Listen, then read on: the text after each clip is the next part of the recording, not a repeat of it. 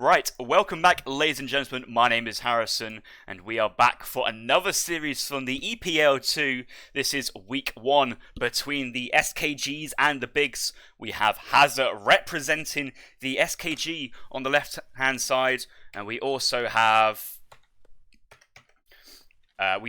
Lucas representing the Bigs, spawning on the right-hand side, on the north right of the map. This is a India versus China matchup. We see Lucas spawning on the right side in China. Hazza taking the Indians. This was an open pick for game 1, and I'm excited by this matchup. Two high-level players, Major General versus Brigadier. Hazza winning the last Winter Championship, and Lucas getting to the semi-finals of that championship with respect, so also in good form here. Today I'm joined on the co-casting mic by Scroogey. Scroogey, how you doing? Hello, I'm doing good, and I just had a look at the treasures, and unfortunately for Lucas, in this corner of the map, no big wood treasure. It spawned over here, and the other big treasure is here, already being spotted by Hazza. But it was a 200 wood start, so that's good for China. He gets that early TP in, and also since the recent EP7 buff, he only has to chop, I think, 90 wood to get that village up and running. So it's quite a good start for both players. No major treasures picked up yet. Actually, no treasures picked up so far. I think Lucas has scouted this wood treasure nearby. Yes. We have Oats Boats 13 donating $10. Forget the corona, get the eggnog in, certainly. And that's one of the benefits of the coronavirus is that plenty of time for cast and EPL games. Lucas working his way on a 90 wood treasure mid-map. I believe Hazza has also scouted a single wood treasure as well. Looks like Lucas has discovered the 85 wood left side, and Hazza's working his way towards this 85. But his other Indian explorer is quite far away, so it might be a while until Hazza's ready to contest treasures. Yeah, and Hazza has spotted this treasure, but looks like he has not been looking at it in the fog of war recently. So he's giving Lucas time to pick it up. Now he realizes that the treasure has been attacked. Now there's going to be a treasure contention. The Mog's not going to be able to kill the line in time. And both players realizing the situation, and they're probably just going to sit around this edge of the map. And actually, I didn't realize another 85 wood treasure over here. Yeah, so I think actually what happened from Lucas's point of view here was he was trying to micro the tiger as well as he could, but then had to switch his attention in base to drop down a village. The macro for China is quite tight early in Age 1 to get that TP and village down on a wood start, shall I say. And then he just let that tiger reset, and then he was unable to pick that treasure up there and then. And now that he's aware that Hazza's nearby, he may be a bit wary to taking it, but he's going straight back for it. And Hazza's elephants have gone off. I think Hazza is happy to pick up his own wood treasure and kind of call it evens. And instead of losing treasure contentions, multiple treasure contentions, I think Hazza is just happy to say, okay, you got 90 wood, I'll get my wood treasure, and then we'll fight for the middle one. Yes. That makes perfect sense. And also having a look at the yak count, India so far up to 8 yaks and a potential 9th to be found in the corner. I think that's good for Hazza because both civs have 2 explorers, and so you can expect the yak count to be even. But actually Hazza coming out ahead, and that's of course big for India because they get an XP trickle from them. And 8 is as good as a trading post, almost as good as I think. And the aggro fort maybe getting blocked actually. Hazza popping it down just now. No, it's down. No, that was a really safe play from Hazza there. Notice how he sent 2 villagers forward in kind of tandem, but not too close to each other, slightly different. Hazza had options to place the aggro fort in multiple places, either right here next to this coin mine, or gold mine, shall I say, or a little bit forward on top of this hunt. And essentially, Hazza saw the Lucas's explorers nearby, and so used his villager at the back to drop down the wander very quickly without being blocked. And that's what Lucas was trying to do, was trying to block the aggro, and Hazza's forward vills were just playing safe to get that down in a nice, timely manner. Yep, in perfect HO fashion, in a tournament game, always send 2 villies because your aggro might get blocked. And now Lucas camping on this 85 wood treasure, and Hazza not really in position to contest this. And as soon as the Disciple arrives, they're going to be attacking the tigers. Well, in the meantime, Hazza's getting 40 wood and 40 food in base, but you could probably pick that up with the 2 sepoys which spawn from the age up. Lucas is getting himself another 85 wood and picking up an 85 wood and a 90 wood treasure. We could see Lucas going for a second trading post at this point. And actually, look at this. He's chopping wood quite a lot in base. Maybe he's going for a stagecoach, or he could be defending age 2 with a war academy. We have to find out. Yeah, I like this a lot. The stagecoach in this map is almost free. It's in the corner, very easily defendable, and if you get so many wood treasures, why not just take it? It pays off so quickly. I'm interested in seeing what Hazza's going to be doing. Is it going to be sepoy pressure, or is going to be trying to go to H3? Because I think India has to do something in the colonial age, or has to have an interesting plan to throw China off, else they just get their fortress mass and win. So we see Lucas dropping down a war academy in base, Asian with the food crates, Summer Palace out front to defend, and the village nice and defended behind the town centre. Good building placement here from Lucas. Looking at his deck, he does have 2 crate cards H2, but does have the full 5 cards for military potential. Chu canoes, Kiang pikemen, steppe riders, Rats and Shields, as well as the Mandarin Duck Squad. So Lucas representing the bigs, giving a shout out to the Mandarin Duck Squad right here. I'm sure the Mandarin Duck Squads will be very happy to see that in his deck. Yep, and first shipment 700 wood. This usually indicates a colonial agenda.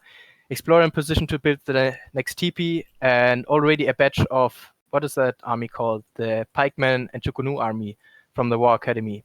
Oh my god, have you seen Hazza's first card in age number 2? We have the conscript sepoys, and that basically every shipment you receive from now on, instead of getting +1 villager, you get +2 sepoys, who says sepoys are underused at this moment. Looks like Hazza's going to go mass sepoys at this point, because every shipment he's going to get now will give him more sepoys. And in Hazza's deck, we also see battlefield construction, sepoys able to build barracks, castle, and so this may kind of indicate, if he does get around to sending this card, a more defensive hold, but no 300 export, and looks like Hazza's going to go for like an all-in 5 sepoy rush. Remember, this 5 sepoy card is now a 7 sepoy card. This is amazing. You're right. Look at this coming in.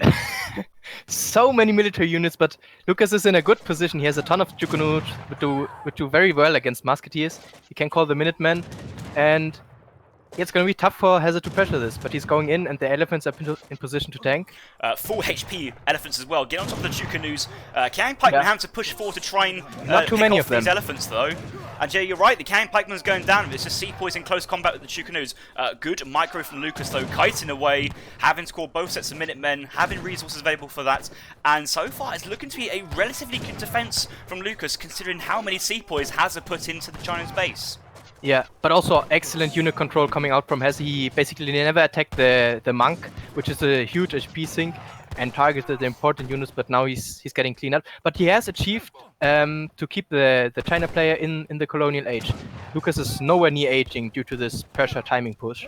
And more sepoys coming in, but they probably have to retreat.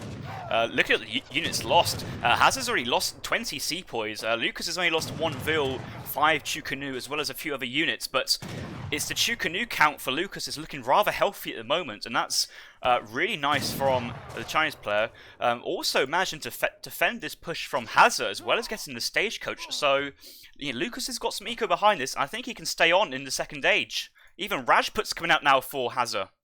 Yeah, and China H2 is actually nothing to scoff at. The Chukunu are very well units, and their eco and their unit shipments are decent, so they can play H2 for a while. And yeah, the Rajputs coming in, but unfortunately not enough of them, and the Chukunus managed to clean them up. We have another Old Han army incoming, should be popping very, very soon. It may be time for the Summer Palace to pop a unit back as well, because we come to about 9 minutes. So a couple of Chukanus on the field. We still have 10 on the field, only 7 sepoys, and Hazza's been all in. He hasn't even got a TP behind this, so I think Hazza's starting to run out of steam at this point. And does he have Sours in the deck? He does have 4 Sours, which he could use to try and help here, but I think Hazza is looking to be in a tough situation after this opening exchange. Yeah, and this build is so confusing to me. Not sure why he sent the 5 Rajput instead of the Sowa. Maybe the Sowas could have done a little bit more. But yeah, he has to pull back now. And this is probably a good opportunity for Lucas to age up, and he is gathering the resources for that just now. Almost going to be able to click up, and Hazza has to find an answer to this. Is he going to age up himself? No, he's all in. Like, he sent no eco behind this. He probably doesn't have a market back at home. Yeah, no markets, no villager shipment, no consulate, no exports. He's just really all in. I think the 5 Rajputs here may have been used because fast hand infantry units can enter cover mode and maybe slightly more tankier than the Indian Sours, but that's maybe because of trying to combat the Kiang pikemans at the same time, where Sours could fall over to these pikemen. But looks like Hazza's moving in again. 4 Sour shipment, more sepoys trained, more sepoys received from that shipment. Sour's going straight onto the villagers. Chukin is nearby the sepoys, and I think Lucas, he could age up at this point, but he really needs to defend this first before thinking about aging up. Sour's on top of the villagers, getting into the village itself, and 9 Kiang pikemans. 9 pikemen. That should be enough to defend this push. And he's surrounding the sepoys, so they are slowed down from every point, and none of them can escape. And behind this, he already has the resources to age up, and at the same time cleaning up his opponent. Yeah, the Soba are gonna get zoned off by the pikemen. Yeah, very nice control from Lucas, and he kept training units. He realized that he was weak to cavalry, and he kept training units from the War Academy, and also shipping the pikemen. Very well done from him. Yeah, if Hazza did that to me, I'd be clicking the resign button 5 minutes ago, but really well held from Lucas there, and Lucas is going to take that first game.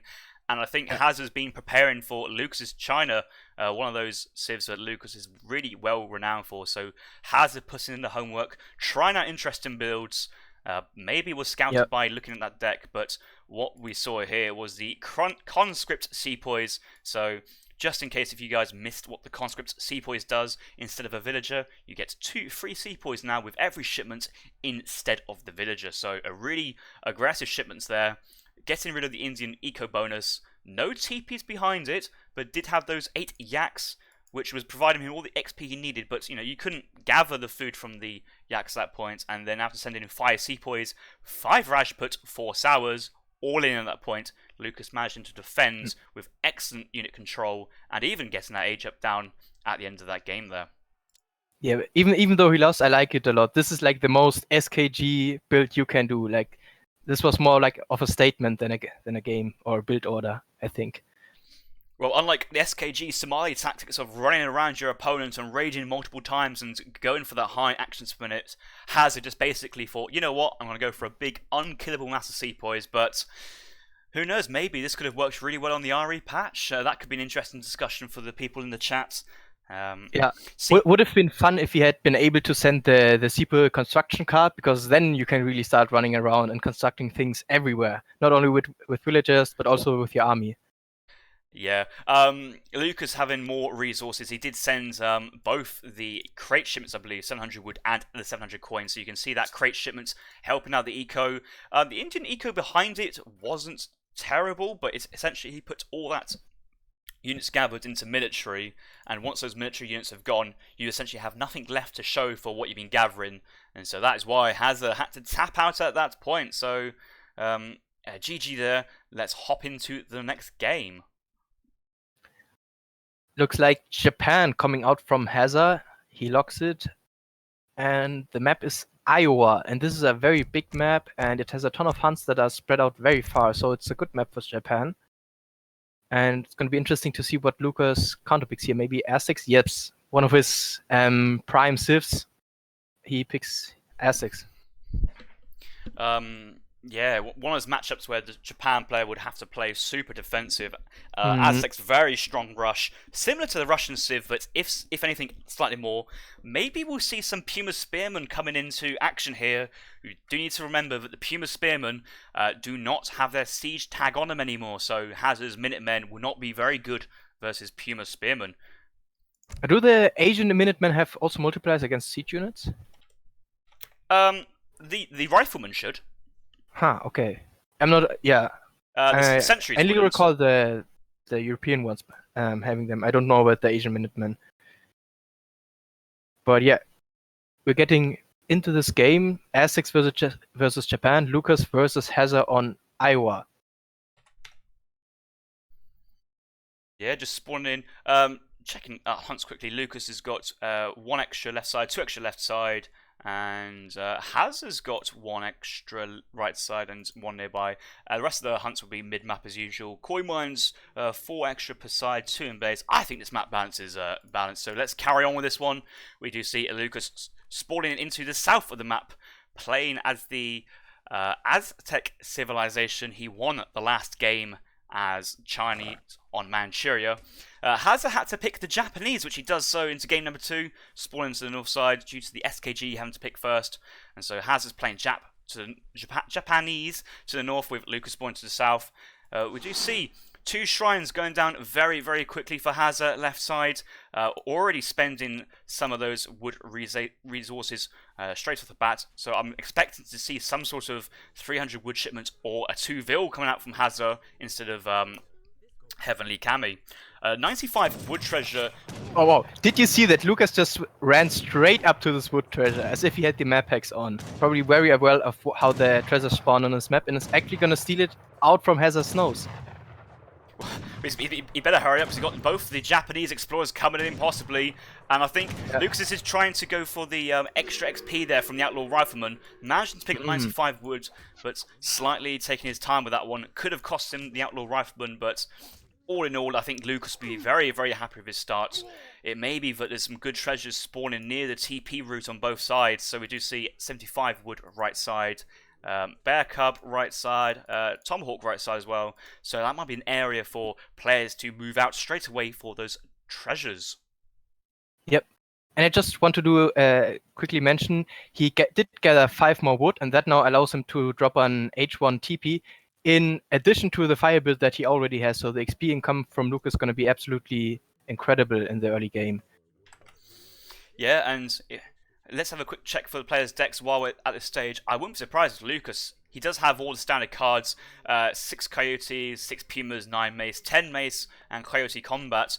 We could just see shipment after shipment being sent from Lucas. And how do you defend 5 shipments in a row from the Aztec player if underneath your town centre? Be very difficult for Hazza here. Quick look at Hazza's deck. Anything not Yes, the standard? Sohei.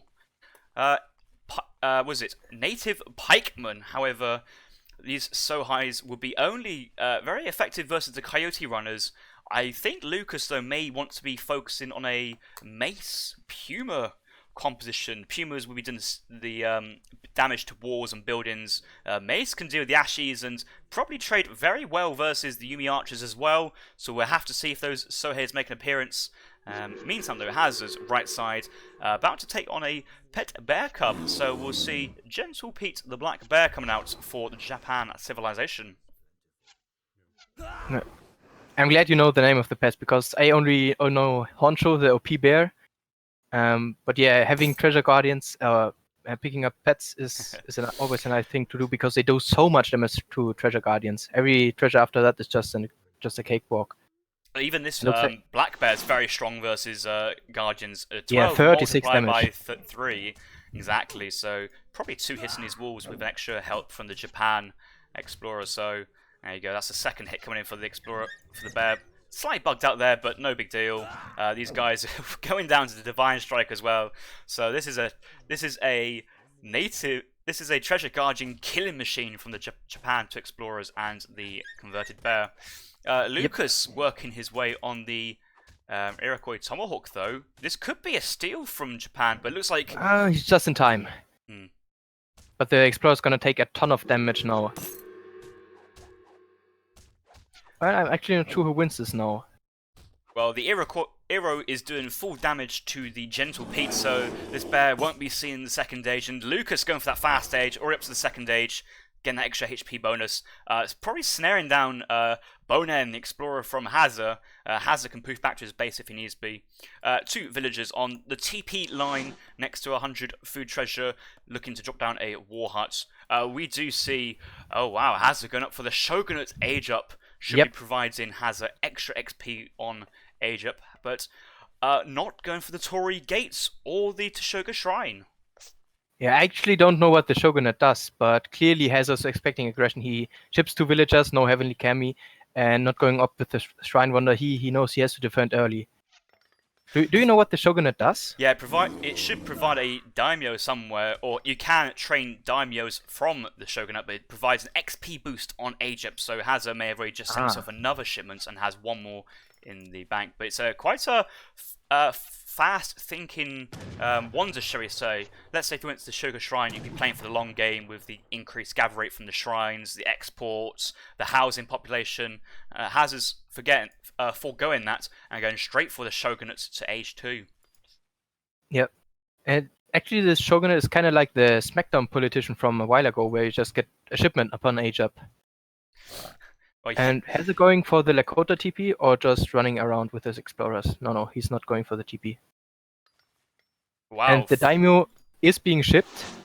He is out now. And this guy is huge. He provides an attack buff, I think, and is also a shipment point, and you can train units from him.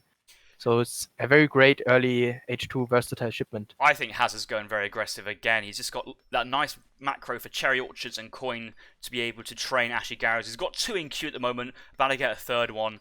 And I think he's just going to go for a couple of military unit shipments straight away and try and rush down this forward war hut. But a couple of Puma Spearmen out on the field to go for the shrines. We'll see what's coming up from Hazza. He may have just seen the Daimyo Mototada. 4 Ashies just been trained. I wouldn't be surprised to see a 5 Ashie shipment being sent to this guy as well. So a push coming in from Hazza early on underneath 1 war hut, but 10 mace here to defend it. Could be a good engagement for Lucas. Yeah, the mace are just in time to defend the Pumas, and now he's caught in melee. Oh, look at that! The Sohei coming out, and now he's gonna get cleaned up. The Daimyo's gonna get onto the Mace Holton, and 9 mace coming in. That's not the shipment he needs. But it's exactly what he wants. What these pikemen going to do versus these skirmisher style units of the Mace Holtons, and even this one Daimyo, he couldn't take on this mass by himself. Daimyo's low on HP, and Hazza's all in at the moment. He's got no eco behind us, no market. He's still on 50 shrine pop. He's not gathering any wood. He needs to send wood to get any extra infrastructure. He's even training Nagis from his Daimyo Motodada. So Hazza's going to go for another military shipment and try and catch Lucas unawares. But Lucas must know what's going on. He has seen the Daimyo, so should know that I guess he can try and push out and work his way in the shrines, but he needs to stay nearby this war hut. Otherwise, you could be caught out in the open underneath the Japan heavy cavalry, which are Lancer-style units. Bonuses versus Mace Holtons. And more shipments, military shipments coming out from Lucas. He has identified that Hazza is quite all in with this build and realizes that he has to ship military. And looks like another engagement coming up. 5 Naginatas coming in, but they cannot get onto the Pumas. Hazza has to pull back. And now this dance with the Pumas and the Cavs going on. Cav going in, Pumas going in, Cav going back. But looks like he's getting a good round on the Pumas and the Lancers. Getting onto the mace. Jaguar Prowl Knights coming in. Yeah. These need to be focused down. Very nice pop there from the Aztec player. Big button coming in. These Sohei's actually really strong underneath the Daimyo. 14 hand attack. They're like Rodoleros, but having that pikeman style unit. Normal pikemen have 8 hand attack, but Sohei's with 14 certainly do more damage. But now that Daimyo's down, the rest of the infantry is falling over to the Mace Holtons. Hazza is going for another quick resign there, and Hazza's been playing very aggressive. Maybe he's feeling confident. Yeah. Maybe he's identified Lucas's weakness. A ton of all-in strats coming in from him, and he did mention early in the chat that he was enjoying Foul Out way too much, so maybe that affected his training performance. Or maybe that boosted it. Yeah, maybe it's getting some interesting ideas from other outside sources, but pushing in with the Daimyo, Sohei, and 5 Ashie shipment, very aggressive. And for example, for me, the Sohei's, it's a 500 coin cost, but if you went up with the Toshoga Shrine, Consulates in Age 1 with a few shrines on the floor, you do have enough exports to train out about 6 or 7 Konsha Yamabushis, which are again, that also pikeman-style units, a very strong hand infantry, and that would perform a very similar role, but you'd have a little bit more eco behind this. The eco in the ends were pretty even, if anything, favouring Hazza, but Hazza just had no infrastructure behind this. I think that's why Hazza had to resign there, because he just didn't have much of a follow-up once that Daimyo had gone down, because he can't train in more units. He's got 350 food and gold in his bank, but with no daimyo, there's no way to train units unless he rebuilds his daimyo from the shogunate. Yeah.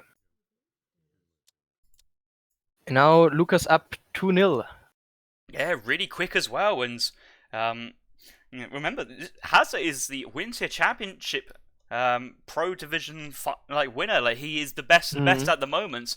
And Lucas is giving him the quick 1-2 before we go into game number 3.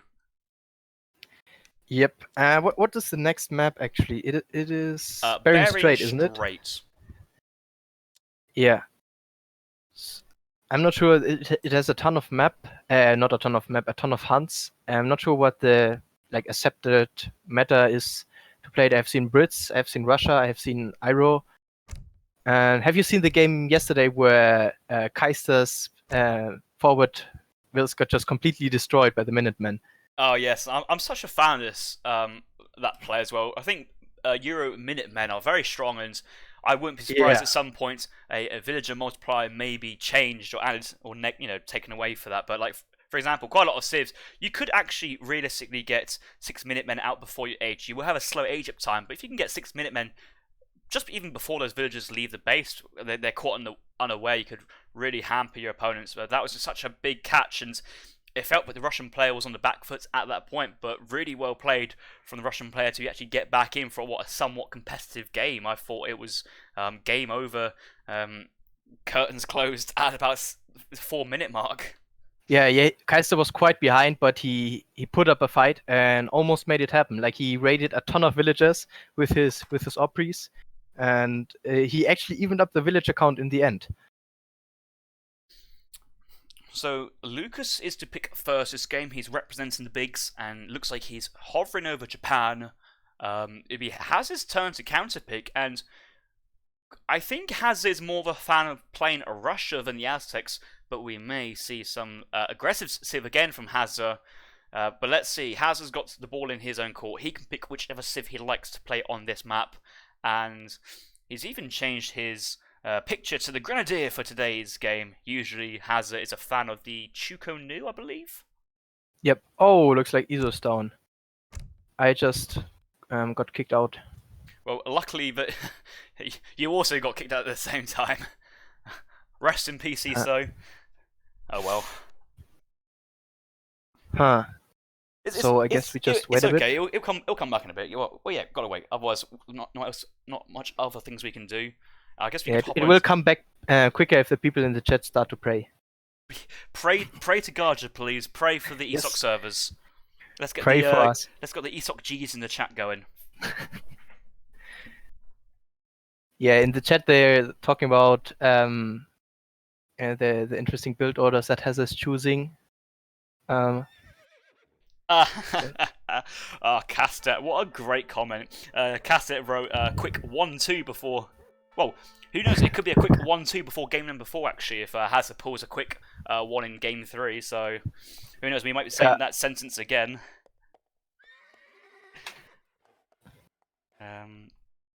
Well, High is saying, well, Hazza is trolling, but is it trolling though if you've done your homework and created specific builds for your opponent and matches? I think Hazza has worked this through and probably would have discussed with his team for basically insights, benefits, and other info. We do see that Sompu Konku is in the chat as well, offering Morrow support for his SKG counterpart. However, his team are currently 2-0 down in this engagement, and that means the Bigs are leading the SKGs 7-5 at the moment. But we also have to give credit to Lucas. He saw what was coming, and especially in the China game, prepared a very good colonial counter build with the War Academy coming down early. So it's not like it's just an easy win that Lucas pulled out. He earned his win.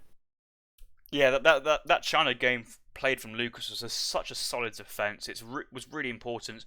I think the other thing which is quite nice, because Hazza went in with pure sepoys, quite a few like Kiang Pikemans could have been in normal mode just to kind of get a snare off to allow the Chukanos to run further away, and a few of the Kiang Pikemans could go into cover mode to soak damage. So Pikemen utilised in different roles than they normally would be, given that there was no cavalry on the field for that main engagement. But Lucas able to train, I think he trains about 2 batches of Old Hand in total since the HQ canoes, and he could have, if he felt super pressured, he could have also called for the Mandarin Duck Squad to his aid. Yep. Cross-team alliances going on.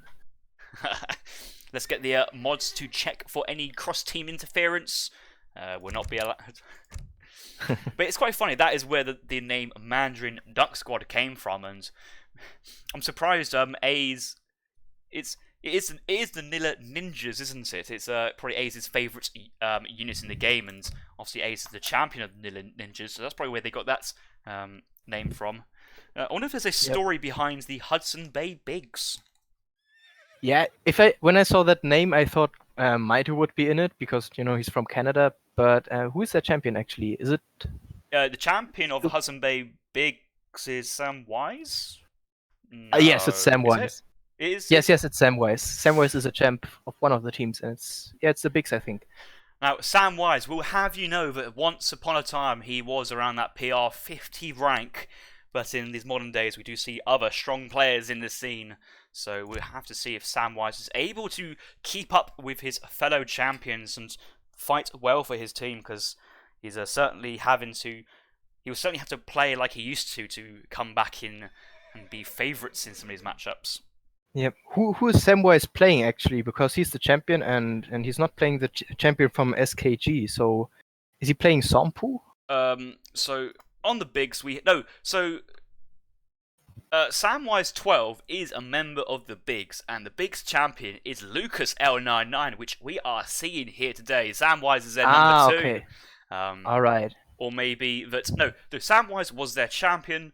Lucas was picked up in the auction, but is playing as the champion role today. It looks like Samwise has been subbed to the bench for the first week. So uphill battle for the Bigs this week, losing their star player early on, but rest assured, I'm sure they should be relatively alright for the rest of the week. And it is just week 1. There's plenty of time for the Bigs to use Samwise in future series. Yep, and ESO is up and running. The bot telling me good news. Well, praise ESOC G, praise Garja. Your praying in the chat has worked off, and we are back into the ESOC lobby. And Lucas already hosting, and we're seeing the other players and casters come on. Of course, Lacastet is playing Soldier in the next series, and that should be starting in an hour and a quarter time. If both players are around, we'll start after the stream's finished, but we may have a quick break in between while the other players are getting warmed up and ready. But it looks like Lacastet is around, enjoying the stream, but may want to get a bit of practice in for his game versus Soldier. And yeah, just before we kicked out, Hazza picked British, and I think this is quite a controversial matchup. Yes. Some players arguing Brits win this, some players arguing Japan wins this, and I'm just confused. I don't know who wins, or who's better. I would I would think it is British favoured slightly if the British player plays a bit forward and maybe open up with some longbows on top of the Japan player's base and trying to go for a longbow hussar. It's really, really even, and I think it's easier for the Japan player to play, but if it's played correctly, I want to say it's slightly British favoured, but it's one of those matchups which is actually more close than it is one-sided, so looking for another close game on Bering Strait. Bering Strait spawning is an interesting one, and Hazza's hunts are somewhat absent. So he does have, it's a double hunt, so he's got starting hunts, 2 nearby, and then his third and fourth are within housing and herding distance relatively. Yep. We do see Lucas. Should be good, I think. We do see Lucas spawning as the Japan player to the northeast of the map, should I say, playing as Japan Civilization. Currently leading the series 2-0 after some quick games playing as the Chinese and Aztecs. His opponent Hazza has counterpicked Lucas's Japanese as the British and will be spawning in the southwestern map on the map Bering Strait. We do see coin crate start for both players. Hazza's already picked up his coin, maybe looking to buy a bit of wood as well with that. Moving out the map, already seen 80 wood to the south side. Very, very nice. Lucas is Orchard Rickshaw will be nearby, possibly scouting that as well. And let's see if Lucas does scout treasure. No, he's just turning away at that. Did he see it? No, he didn't. I don't think so. No, because this treasure would have illuminated into Lucas's line of sight. But in the meantime, yes. Lucas Northside also dropping down 2 early shrines. We do see a bit of a meta shift recently among Japan players of going for early shrines being built instead of going for heavily kami and consulate builds. Yep, I think that's Japan adapting to the meta a bit of having to play a bit quicker. And even if you play quicker as Japan, you still get to that late game portion of the game at some point, and then you just have OP units. So also a viable style, I think, maybe even better than the first one. And Lucas spotting 80 food, that's a big pickup if you can get it to speed up his age up time. And has, of course, got the 90 wood treasure.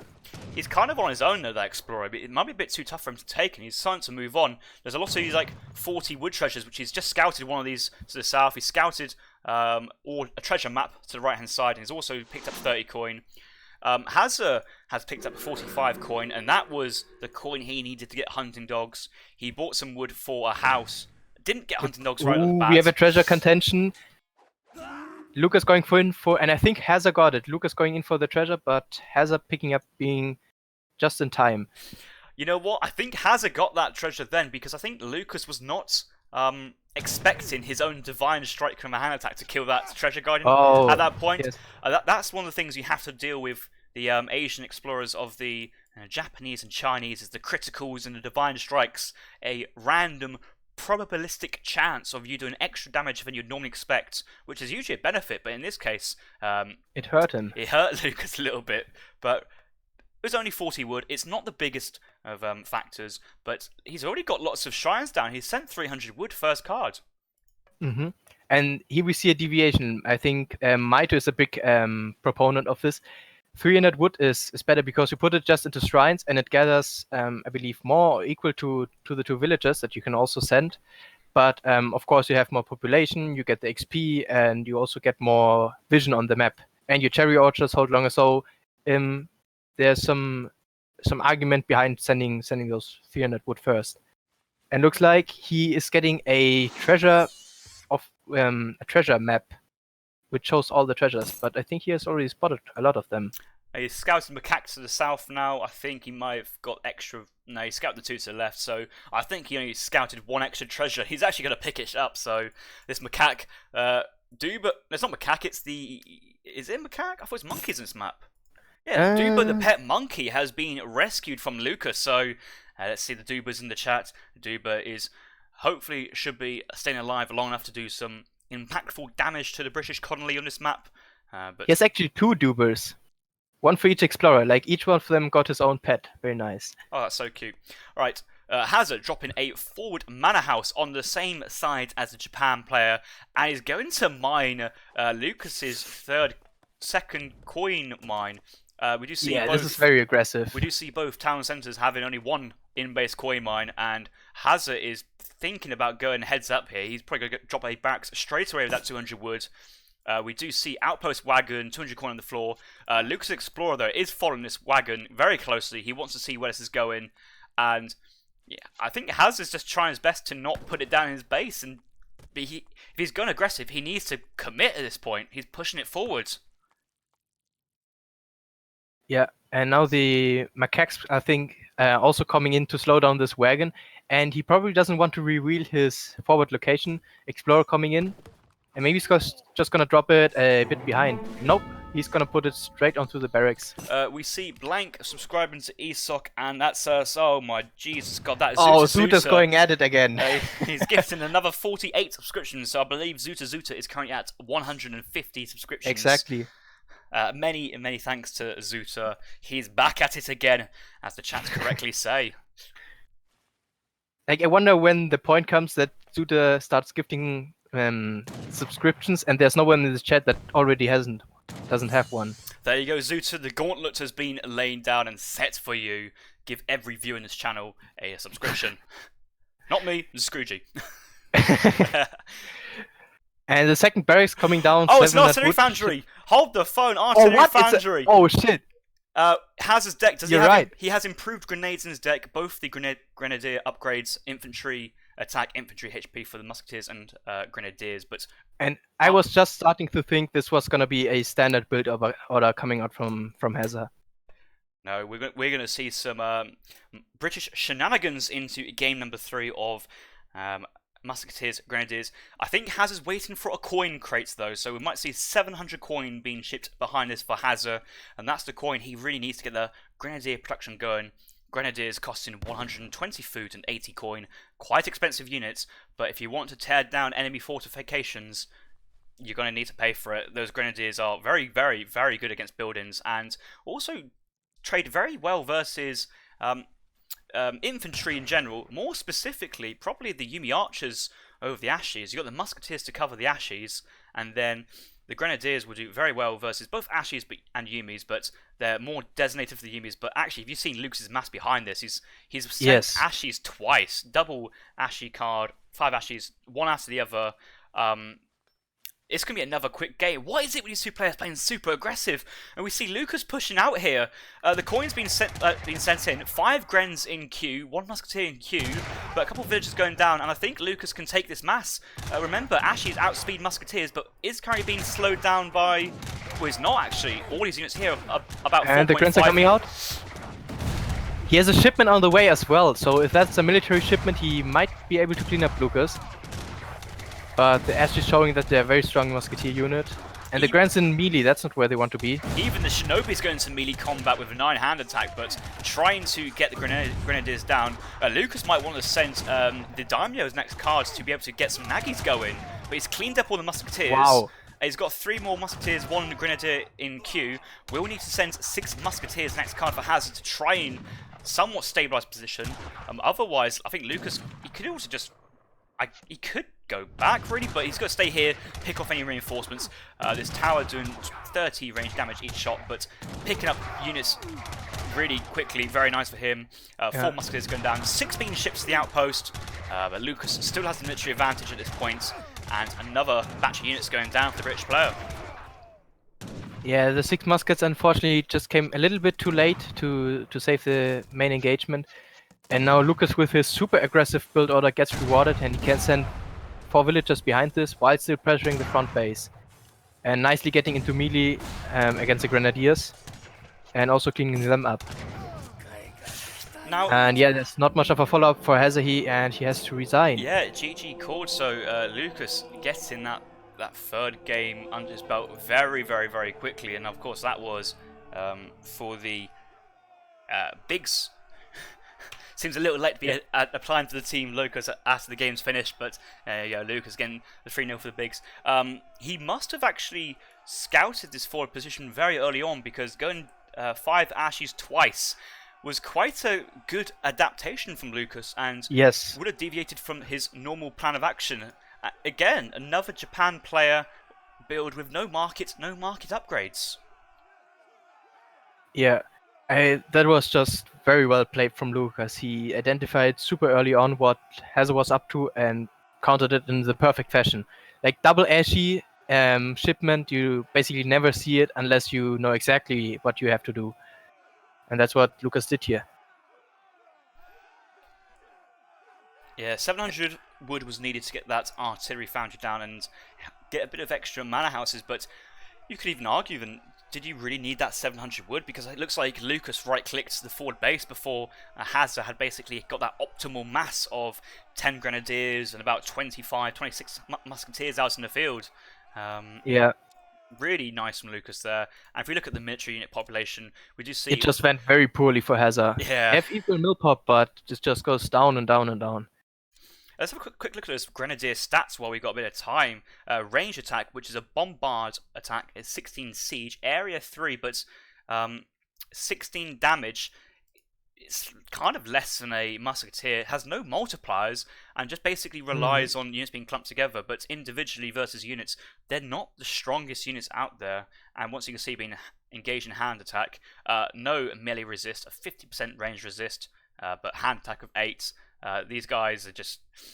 once they're engaged in hand combat, they're toast. And I'm not too sure if Grenadiers can actually continue to fire if they are up in personal and hand attack, but Lucas was very quickly to get units in melee up on top of these Grenadiers, just at least to snare them to prevent them walking behind the artillery foundry and outpost. Yep. There was some very good control from Lucas. So Biggs currently leading this series 3-0, and it's now the turn of Hazza to pick his next civilization. And I wasn't expecting 3 aggressive matches and matchups right off the bat here.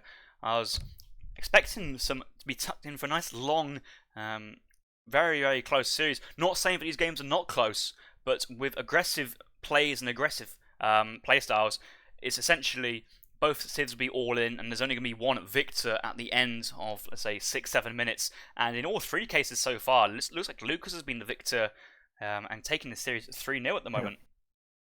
Yeah, if you want a long game, I don't think this is the map to expect it on, because the rush distance is just super short and the resources run dry very quick. So this is a map that goes very well with this aggressive playstyle that the series has been taking so far. And Hazza picking Japan. Just to remind you, there are, for the people in the chat, there are, after 3 games, the civs reset, so Hazza can pick Japan again, and let's see what Lucas counterpicks with.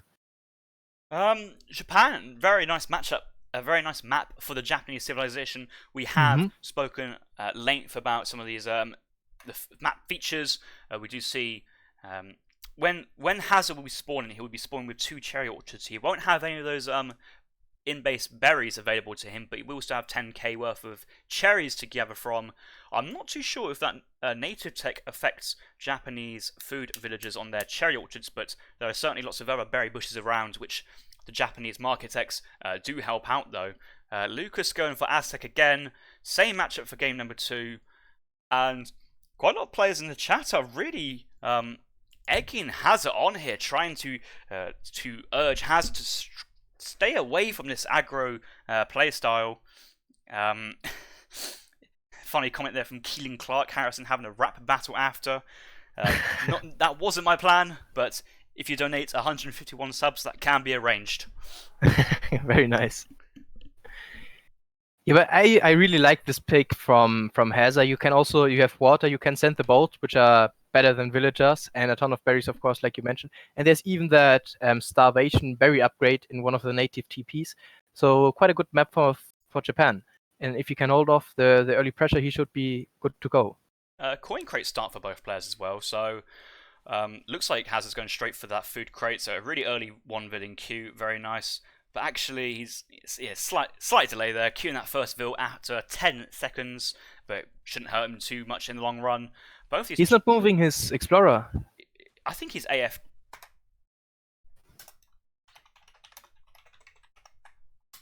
Let's just check, because that's a really AF. Yeah, that's very unusual. Are you ready? Oh man. No, no. That's his fault. No reason. Yeah, it's my. I'm just like being a nice person. It's like, oh yeah, have a here. Let's rehost this. But actually, no, that's not a rehost. That's Well, I think it's fine if Lucas offers this, but yeah, can you imagine the balls of this guy? He just has a tournament match and just goes away for a drink or a coffee, and oh yeah, the game was starting. What's up? Okay, sorry, lol. Yeah, funny stuff there. Right. Fire pit coming down, very standard stuff from Lucas so far. Leaving the coin crate, not wasting any time gathering it. Hazza picking it up. And yeah, a ton of coin treasures up here, so maybe it's even worth to build a market and trade for wood. Oh, definitely. 40 coin here, 50 coin. Walked past another 40 coin, but these are very easy treasure to pick up. Oh, and also another 40 coin here on that kind of left-hand side. 80 coin here as well. This is a Dutch player's paradise, having all his coin mines on the floor. But I think if Hazza identifies this could be a really good time to have a market, as you say, because otherwise this coin is essentially useless until the second age. Yeah. But looks like he is... Oh yes, he is chopping 15 wood now, it looks like, for the market. probably wanted to get that shrine down nice and early so that he wouldn't get idled in his TC. And I don't think we mentioned there are yaks on this map, and looks like the yak war is going quite even so far. And yep, there's the market going down. He even has 40 wood in base, so a quite strong start from Hazza, I feel. Yeah, I think has been looking be happy with this, especially that he's correctly put down a market, and I guess that's the benefits of going for this non-heavily cami style play, which I guess on this map, even if you wanted to, probably not the best idea due to the low-ish amount of huntable hunts for you able to shrine up. But that early market will help that food gathering rate. 40 coin contention, not the biggest in the world, but it looks like Lucas is going for that one after Hazza had killed the Treasure Guardian. Yeah, this time no divide and strike, screwing with the timing. It's okay though, Hazza picked up the 40 coins to the north side and is now working his way on that 80 coin. Maybe if he pulls his other Explorer, yeah, the Explorer's moving in. 40 wood in the base for Hazza, as you previously mentioned. Lucas was nearby. I think he scouted it. He may have that Treasure Guardian up, and yeah, just see where his waypoint is. He's going to pick up a line and 40 wood right underneath Hazza's nose. Yep, but I think, yeah, Hazza's going for the 80 coin treasure, so that's probably a fair trade. But Hazza having a bit of trouble microing. Now he got the good reset, one tiger running back and the other one getting targeted down. Yeah, Lucas is just happy to run away with the 40 wood treasure. Yeah, not bad though. Hazza's going for 3 vills. Very nice shipment on this map. It'd be quite hard for Lucas to pressure both land and sea early on, so those fishing boats should be able to gather a healthy amount of resources. Would you see the messenger age up coming in again? And one thing I would like to kind of comment at this point is that Hazza has not put down a forward wall. You wouldn't normally in Age 1 be on walling duties this early, but you're up against the Aztec player, fast Age Messenger, and he's moving across very quickly. I would like it if Lucas can drop a war hut, if he was to walk around into this position, because it kind of hampers the ability for Japan to push onto the north side where those berries are. This is the shortest rush distance to the south, but can be warred up. But then you do have some sort of presence on the sea line and this middle pond. We have to see what Lucas wants to do first card. Yeah, he's pushing forward to that war hut.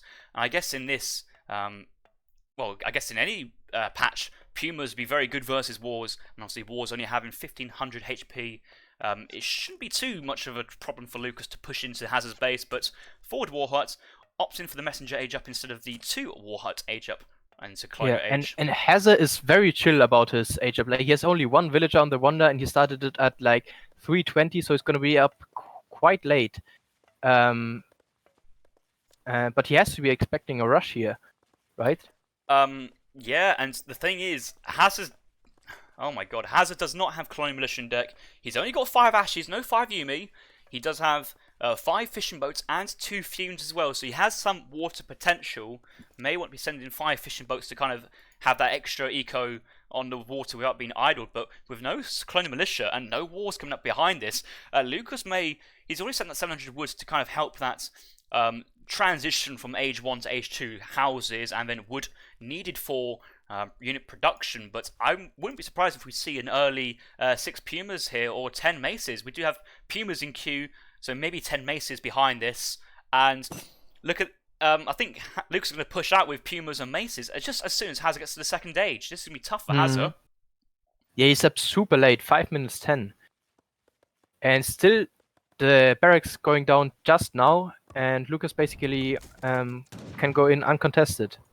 So 10 Masons are spawned from the forward war hut. We do see Konsha Yamabushis from the consulate, like I talked at the end of the game in number 2. But these guys will get picked off by his Mace Holtons, and I think Hazza needs to kind of focus these Maces down. They do survive town centre fire though, so 2 shots to kill these guys. And it looks like he's electing to continue with the Puma Spearman, but again, Pumas surviving 2 TC shots because there's no CM in Hazza's deck. Yep, and the Japanese consulate coming out and training some Yamabushis. And Lucas actually hesitant to go in there. Yumi's in the queue. Yeah, he could have gotten caught there. Probably just content to keep on the pressure, make more units, and just sit back a bit more.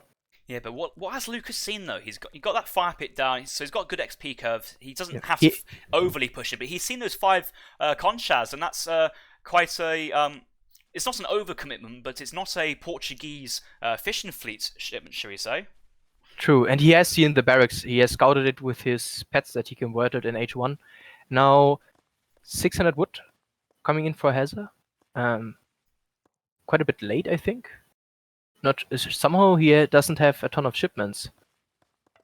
Well, I mean, XP is quite hard for the Japan civ to come by if you're not going for a full-on shrine play style. That's what one of the benefits of shrine play is. It gives you extra XP. But pushing in now with 19 maces, maybe a bit more, maybe train a batch of maces, but an extra batch of coyotes is what he needs to kind of snare this Yumi mass. But I think he's just maces can trade this, and he's just going to pick off these Yumis and Conchas, and it's been a similar playstyle to what we saw in a previous series on Kamchatka, where we had a German aggression with 8 expos into the Japan player base very, very early on. Lucas picking up a shrine, picking up a few villagers here and there, and he's just going to back off afterwards. Yeah, Hazard just sent 5 fishing boats just as the push came in, but he still was able to scare Lucas off, and probably now a military shipment on the way, and more Yumis coming out. This is a unit that he needs to hold this pressure. Hazza has only lost though 1 Vil, 2 shrines, 2 Yumis, so he hasn't lost too much. Has been idle quite a bit. Daimyo coming up for Hazza, so he's got his 3rd and 4th shipment out pretty quickly. Enough Pumas nearby to scare away, but I think Hazza's actually in a decent position at this point. Mm-hmm. Yes, the better eco and military unit population is basically almost evened up. Lucas transitioning more into a economic style, sending 5 villagers behind this pressure. But this may just give Hazza the time to stabilize. Yeah, I think Lucas really, at this point, either go for the TP line, but if he does push in again, he needs to focus down those Concha Yamabushis with his maces, and maybe have to kind of push in his maces a little bit further, overcommit and pick these guys off. Once these guys go down, then there's Coyote runners, which Lucas appears to be starting to mass behind this, can push in and deal with what's remaining for Lucas, whether that's the Yumi archers, villagers, and just try and get some good idle time going down. Yep. I like this a lot. The Pumas are not going to do too much in the base pressure, and just going around with them sieging is a good choice, especially since he knows Hazza didn't go for a full shrine boom, so housing population is actually quite valuable to Hazza. If he loses that house, he's going to be popped. When do we ever see the Japan civ being popped? That's very rarely. But this is one of these times. Did you see that? I don't think it was intentional from Lucas, but he does have the triple XP guard from the Moctezuma, which is one of those cheap upgrades from the fire pit. 144 XP from killing that shrine. Very nice for the Aztec player. Yeah, each of them is like a treasure, and you deny your opponent basically a villager worth of gathering. And now 2 barracks going down for Hazza and massing some Ashy, so he's probably quite aware of the calf weakness that he has in his army. And his base is just set up quite well. There are a lot of chokes where Minutemen and Ashy can block the coyotes from coming in. I hope that Lucas goes on to wall dance because he's all in now. He sent the Aztec Jags as well. But loads of coyote runners. Quite a lot of villagers being picked off though. But I think Hazza's happy to donate villagers for protecting his army. Where are those Conchang and Bushis? I don't see them. I think they're starting to go down north side. I think they're all down at the moment. And where are the Minutemen? They're out already. Yes. Yeah. Looks like a very close fight. Still some coyote onto the Yumi archers, but they're getting blocked off by Ashies and villagers. Yeah, Daimyo's gone down, and Hazza's lost, a decent amount of military units. Both players lost military, but also Hazza's lost eco at this point. And the eco pop is still the same at the moment, so Lucas's push is starting to pay off. He's picking up some units. One Concham going down again. But that has Explorer tanking quite a bit. That Jaguar is still taking quite a few villagers. I think Lucas would be happy with his position, and he can just back off now that he's happy with what he's done. He doesn't want to lose his Mace Sultans. Yeah, he killed 12 villagers with this push. That was an incredibly successful timing. Like, it looked like the mill pop was even, but somehow Lucas managed to go in there and do so much damage. Yeah, and most of those villagers came from that north cherry orchard because they couldn't really power back to the town centre because of how Lucas jammed all those units in.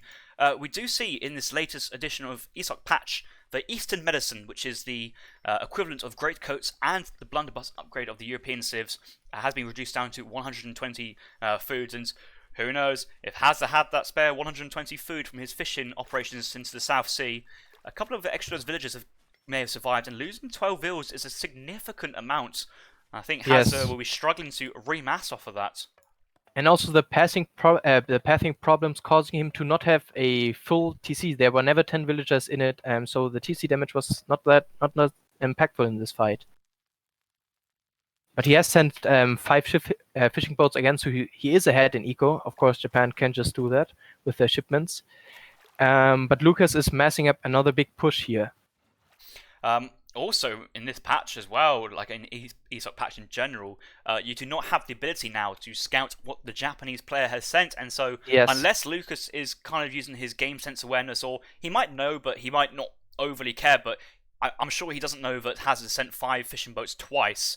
If Lucas can get a dock down and a few canoes out, that really should be a game over for Japan player, because that's a significant amount of his eco being undisturbed and just happily gathering on the South Sea. And very nice control from Hazza, just getting 3 picks where he can. 2 maces going down already. Coyote is now coming forward. There are no helpmen anymore, so the Ashes has kind of got to block this. But they're in a good position to do so. Rifle minutes being called out, and there's a lot of Ashigaras here, not too many Mace Sultans. Mace Sultans quite weak units, so you need lots of these guys. Starting to focus down the Ashes. Coyotes are working with the Yumis. I think all the Yumi archers are down at the moment. Lots of XP coming in for the Aztec player, so good follow-up. And actually, the military population's really, really good in Lucas's favour, and these guys having a 2x multiplier versus heavy infantry. The Ashigaras have all gone down. That Aztec Explorer is still standing with 150 HPF being revived. Lots of villagers being idled from town centre for Hazza. No vills in the town centre providing fire. Just trying to fight off with these guys. But again, no Eastern Medicine. These villagers in combat, not the greatest. Yep. And this looks quite grim for Hazza now. There wasn't even an attack stance going on for the Aztec player, but he still can push in. And yep, that's GG.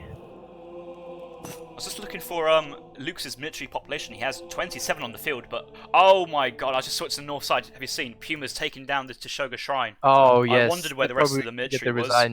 Yeah, there's lots of maces and coyotes in the base, but the Pumas have wisely decided to go away from where the Ashies and Yumis are, because they have a hand attack they can snare, but only 12 hand attack versus the Yumis, and possibly less versus the Ashies due to their melee resist, but decides to use their siege attack, take down Teshoga Shrine, and Hazza doesn't have that many shrines down, but that's a very, very nice pickup there for Lucas, and be very happy with that. And he'd be very happy with taking a 4-0 lead versus the ESOC Winter 2020 Pro Champion.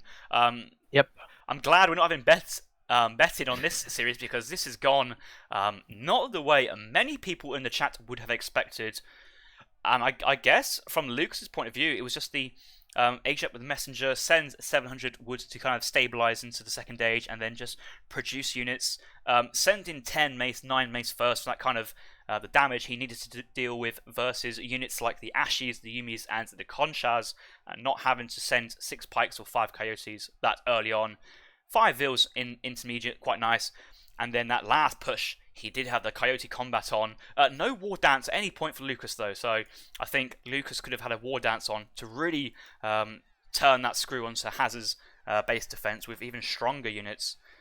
Hazza did send, that was it, the fishing boats twice, but also his latest shipment was 4 villagers, and not even calling a 5 Ashi shipment for himself.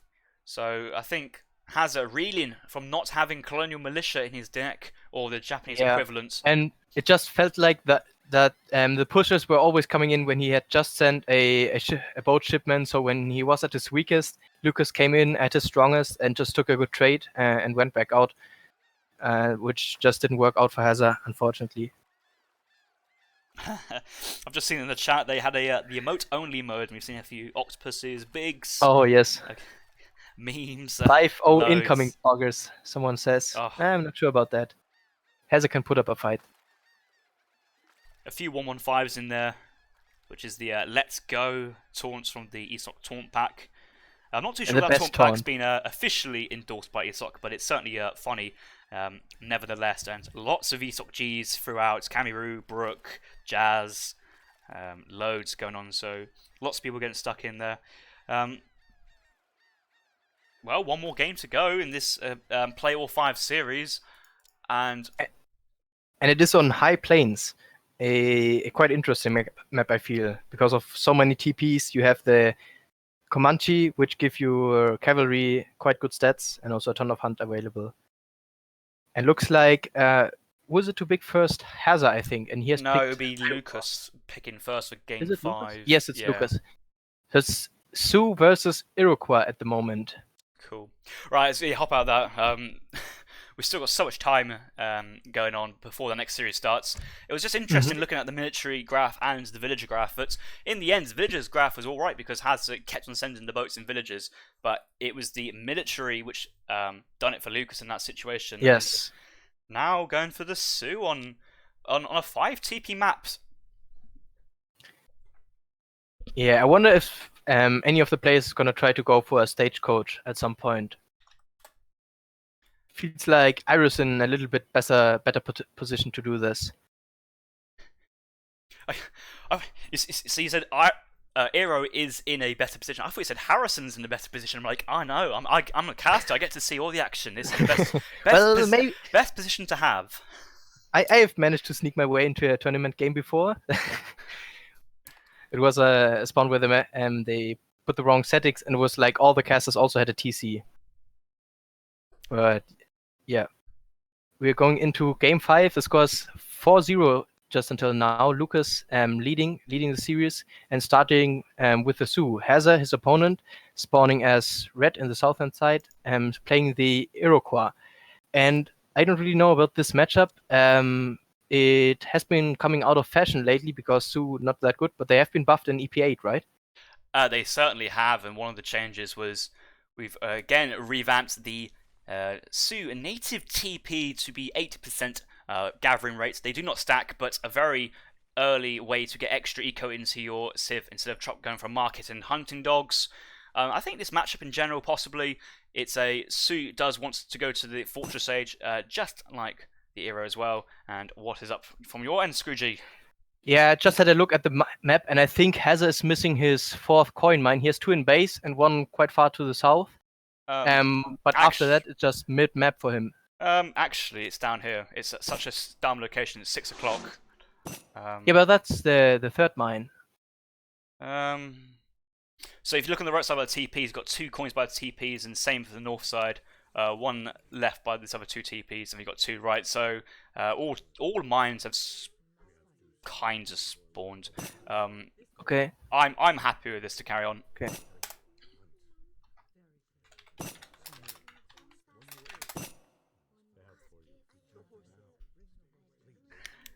And hunts as well. I think it's nearby, 2 nearby for both players, so it should be enough for the game to get going. Are you ready? Oh. Yeah.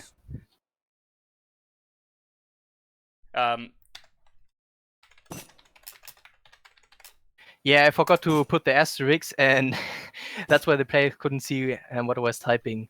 I was so confused. Like, they were at least say something, but I did. I explained what was going on. Well, for some reason, I thought in the when you're playing in this situation, just normal type can go to all players just because of how it's a obs setup. But maybe during pause, it might be a little different. Anyway, treasure contention mid-map, fighting over 3 stray sheep. You know, that OP treasure that everyone's fighting for. And actually, they're not picking it up. There's no guardians for it.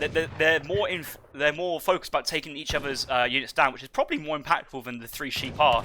That says a lot about this treasure. They both just wanted to get the convert off, and no interest whatsoever in the poor sheeps.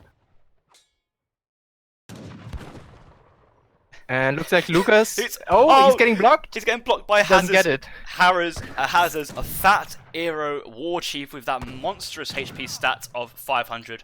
Sioux also has a 500 HP stat, so both native war chiefs having a high HP explorer, but Hazza picking up those 3 sheeps. They have 50 food already, so that is 100. That's relatively similar to like 120 food treasure. These could be gathered up very, very quickly, and he actually may want to delete these in age 1 just to kind of get that extra food income and go for an even fast age up. Currently chopping wood though, looking to go for Was a it TP. a 100 wood start? No, there's no wood crates at all. Lucas has got no wood. Hazza had no wood to start off with, so he's chopped an entire 200 wood himself just to get all that. And I think he will need those sheeps to be eaten in age 1 to try and get a respectable age up time. May age up with 1 vil later. Yeah, with the crate changes from Iro, they really struggle to get a quick age up him. So chopping 200 wood is gonna delay him by quite a bit if he doesn't find food treasures and eats the sheep. And I think he has spotted this 95 wood treasure. And Sioux is in no position to contest it. But at the other hand, Sioux is waiting probably for his convert to get this 80 wood treasure under his belt. Well, he's waiting for his outlaw rifleman to run, bless him. He's having to cross the entire high plains to catch up with his hero explorer who's actually got a horse to help him out. Maybe Lucas wants to pull this outlaw rifleman with his the pull trick as well as the speed aura as well. That'd be quite useful. Maybe he's... I don't know if he's waiting for it, but I think Lucas could have pulled this guy along the map a lot bit faster. He's going to do it now, and you can see how the Outlaw is going to sprint after the Explorer with that speed boost as well, converting 1 Grizzly, but now it's taking him down for a nice easy 80 wood for the Sioux player. Yep, and Hazza got the 95 wood, so quite an even exchange on that part. Yeah, it just feels it feels super awkward for Hazza. He chopped 200 wood by villagers, and then just finds in 95 wood next to the 3 sheep which he originally came across. This game could have started very, very differently if Hazza went to the 95 wood and the Sioux stayed at that 3 sheep treasure. Yeah, that's an man moment. Like, damn, if I had found this earlier, it could have been some better. Looks like both players ending up soon. What's going on there? Someone is pausing. I'm trying to pause because you're kind of gone a robot-y chat. I can't understand you, sorry. It's quite electronic. Looks like I'm a fine mind. Can you just quickly speak again? Yes, kinda. I hear you like electronically stretched.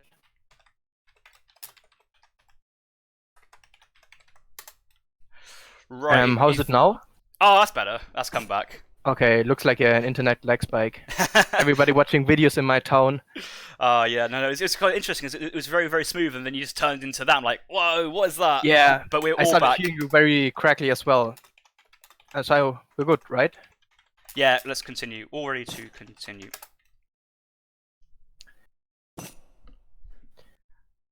Are you ready? Go.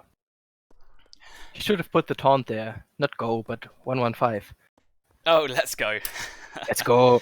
I'd rather, if the players don't know specifically which taunt it is, I wouldn't want them to do so, because there's quite a few not safe for work taunts in the taunt pack as well. So let's try and stay away from those taunts in this series. That's part of the charm, isn't it? You're trying to put down taunts, but not sure if you're selecting the correct ones. Maybe it's going to be offensive.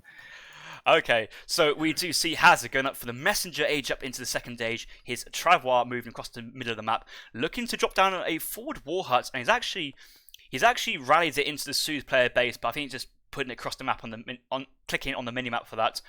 I believe he wants to put a war hut next to this trading post on the trading route to get some good map control. Scouted by Lucas's converted grizzly bear. This isn't Honcho.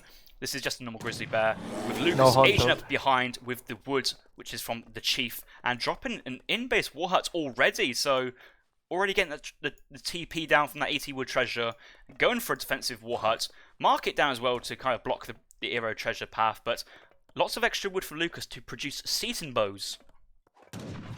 Yep, and Hazza did click up only at 330, but this fast age up allows him to still be up quicker, and yeah, it looks like a colonial agenda coming out of Hazza, and Lucas immediately recognizing that and putting down the war hut. And he sent not the Anna or Kenya shipment, but he sent the resources. So it looks like he's gearing up for a timing of some sort. I've just seen India Pot saying, finally I can understand the caster now when you went into that robot-y voice. Oh man, a ton of robot smileys in the chat. That's great. Right, we have the Iroquois scouting party being researched from Hazza. He did send the all crates shipment as a first card, and so he sent himself 300 food, 300 wood, 200 coin to his home base.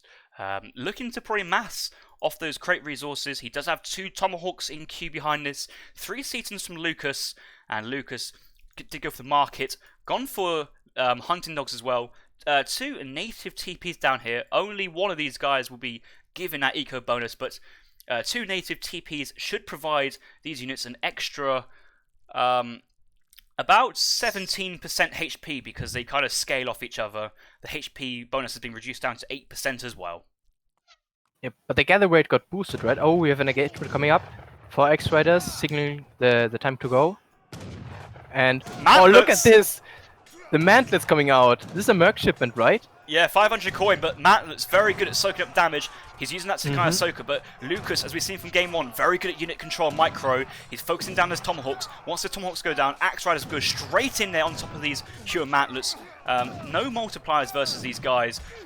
Huron's having a lot of HP, but actually I think if Lucas can pick off these Mantlets, I think it'd be very good to defend back in base because that's a lot of resources to invest and commit to the Huron Mantlets here. Yeah, it looked quite grim for Hazza at some point, but seems like he is able to clean it up after all. The Mantlets are quite strong. They have 25 range attack and a ton of HP. Yeah, and look at that range resist. I think Lucas did very well to not focus these Mantlets down with his Seton bows, and I was watching very carefully. Lucas was picking off tomahawks left, right, and Hazza's only got 4 tomahawks, and that's why he can't push into Lucas's base, because if Lucas pops out if Lucas pops out another cav shipment from the dog soldiers or trains clubs, he could send the clubs as well. He does have 7 clubs in his deck, so I wouldn't be surprised if Lucas is going to go for another military shipment, either the 2 dogs or the 6 Setons, which he has done now to further defend his push, because Hazza's 6 Huron play is quite it's not all in, but it's very, very aggressive in this matchup, and his not sent the 5 villagers behind it or advanced to the Fortress Age, which is another option that the Iroquois player could do.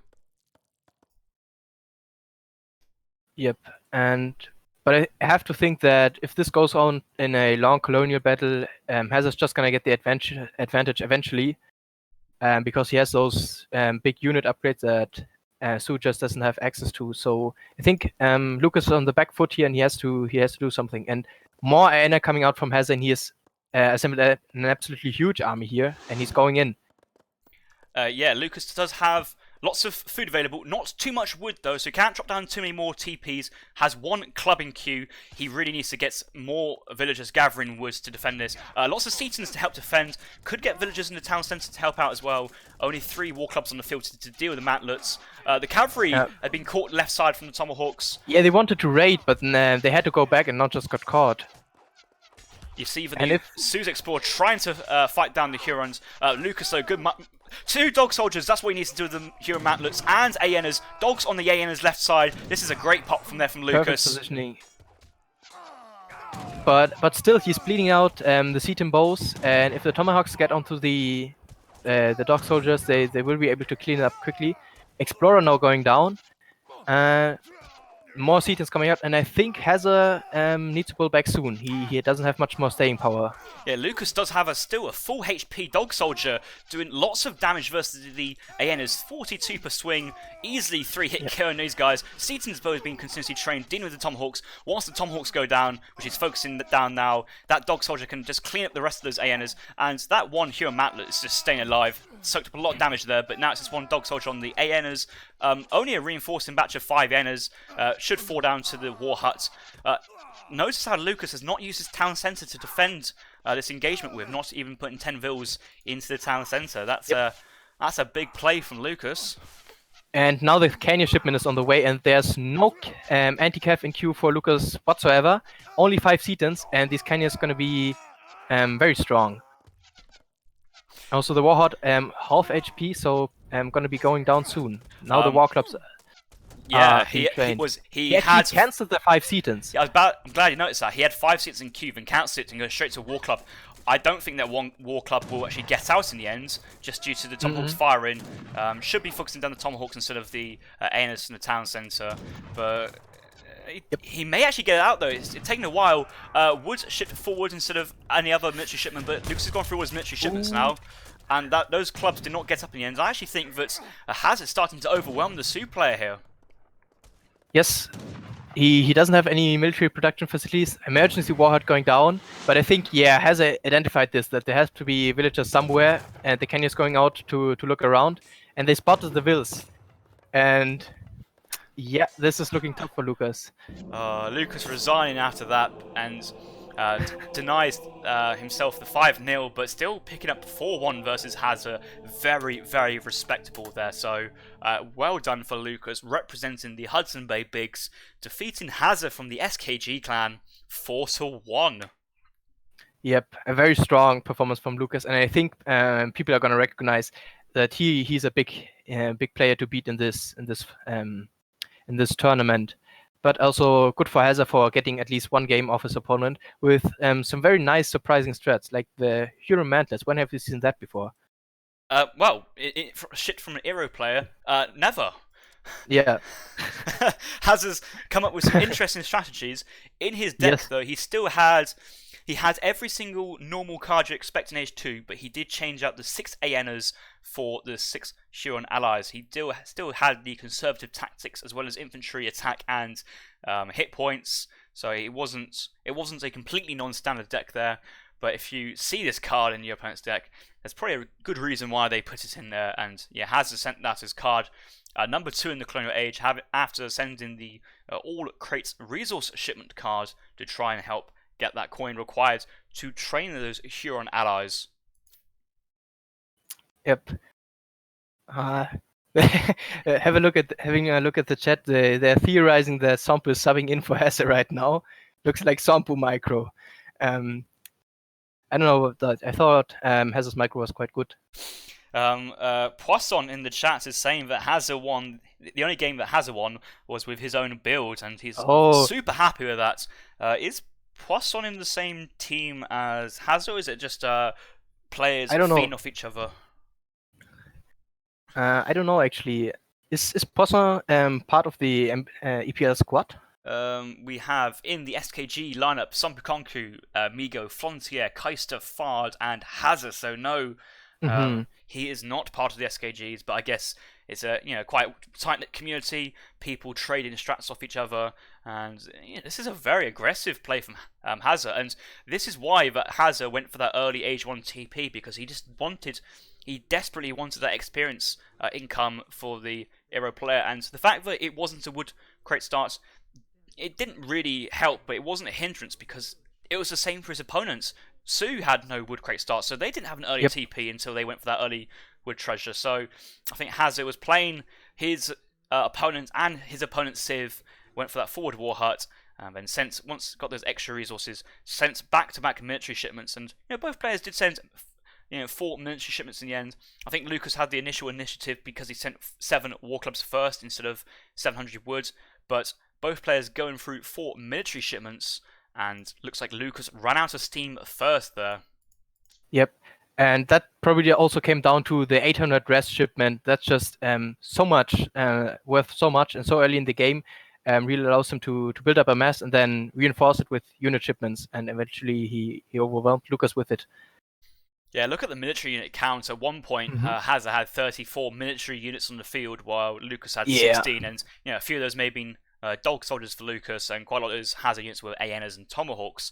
Obviously, the population doesn't account for the mantlets. If we look at that, the population for Lucas spikes in the first push with the war clubs and the axe rider shipments, as well as seat and bow production. But once he loses that underneath Hazza's war hut where the Huron mantlets are, Hazza can reinforce and push back into Lucas's base. And I think the only way Lucas could have really defended it slightly better. He played really well for certain.